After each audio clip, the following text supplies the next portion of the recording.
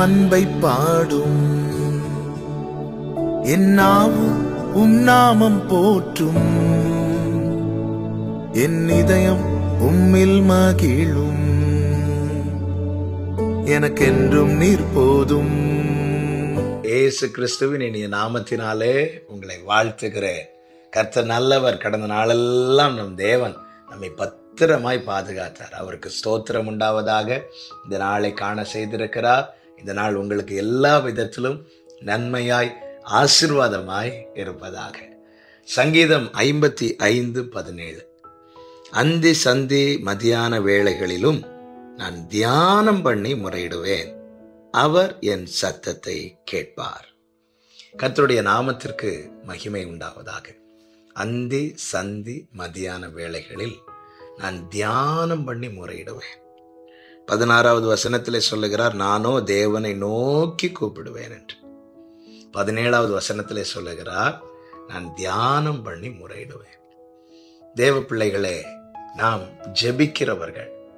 தேவனிடத்திலே ஜெபிக்கிற நாம் நோக்கி கூப்பிடுகிறவர்களாய் மட்டும் இருக்கக்கூடாது, தியானம் பண்ணி முறையிடுகிறவர்களாய் இருக்க வேண்டும். நோக்கி கூப்பிடுவோம். நம்முடைய காரியங்களில் விடுதலை உண்டாக, காரியங்கள் வாய்க்கப்பட, நம்முடைய சூழ்நிலைகளை வைத்து நோக்கி கூப்பிடுவோம், கதறுவோம், கண்ணீர் வடித்து கேட்போம். எசேக்கியா ராஜா கண்ணீர் வடித்து கேட்டான்.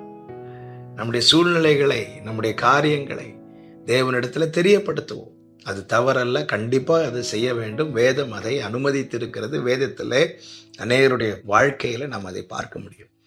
ஆனால் அதோடு மட்டும் நம்முடைய ஜெபத்தை நிறுத்திவிடாமல் தியானம் பண்ணி முறையிடுகிற அனுபவம் நமக்கு தேவை.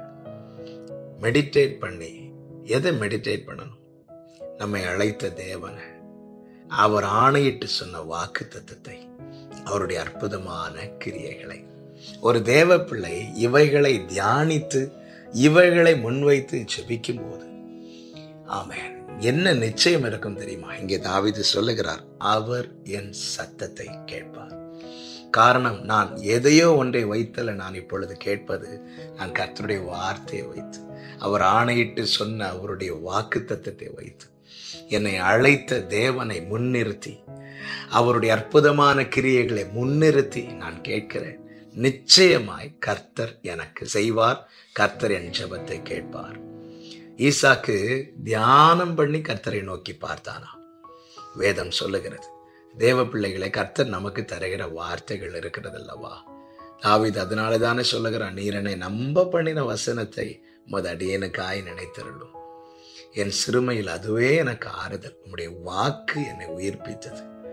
பல நேரத்தில் சோர்ந்து போயிருக்கும் போதெல்லாம் கர்த்தர் நம்மோடு பேசின வார்த்தைகள், வேதத்தை தியானிக்கும் போது, வேதத்தை வாசிக்கும் போது நம்மோடு பேசுகிற வார்த்தைகள், ஆலயத்தில் போய் இருக்கும்போது ஊழியர்கள் மூலமாய் கர்த்தர் நம்மோடு பேசுகிற வார்த்தைகள், இதை நாம் தியானித்து இவைகளை வைத்து நாம் செபிக்க பழக வேண்டும். வார்த்தைகளை முன்னிறுத்தி செபிக்கணும். வார்த்தைகளை முன்னிறுத்தி செபிக்கும் போது அவருடைய வாக்கு தத்தங்கள் எல்லாம் எப்படி இருக்கிறது தெரியுமா? ஆம் என்றும் ஆமேன் என்றும் இருக்கிறது. அப்படி என்றால் நாம் வாக்கு தத்தங்களை முன்னிறுத்தி செபிக்கும் போது நம்முடைய ஜெபங்கள் அவருடைய சமூகத்தில் ஆமேன் என்று சொல்லப்படுகிறது. ஆமேன் என்றால் என்ன அர்த்தம்? அப்படியே ஆவதாக, அப்படியே நடப்பதாக. நம்முடைய ஜெபங்கள் உகந்ததாயும் நம்முடைய ஜெபத்திற்கு பதில் கிடைப்பதற்கு ஏதுவாயும் இருக்க வேண்டுமா? நாம் அவரையும் அவருடைய வார்த்தையும் அவருடைய அற்புதமான கிரியைகளையும் தியானம் பண்ணி முறையிடுவது நல்லது.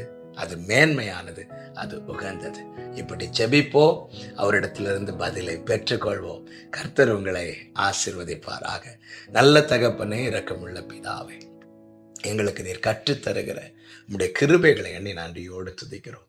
உம்மை நோக்கி கூப்பிடுகிறவர்களாய் மாத்திரம் இராமல் தியானம் பண்ணி முறையிடுகிறவர்களாய் உம்முடைய வார்த்தையும் அழைத்த உம்முடைய கிருபைகளையும் உம்முடைய அற்புதமான கிரியைகளையும் தியானம் பண்ணி முறையிடுகிறவர்களாய், உம்மை நோக்கி பார்க்கிறவர்களாய், உம்மிடத்திலிருந்து பெற்றுக்கொள்ளுகிறவர்களாய் எங்களை மாற்றும். இயேசு கிறிஸ்துவின் நாமத்தில் பிதாவே, ஆமென்.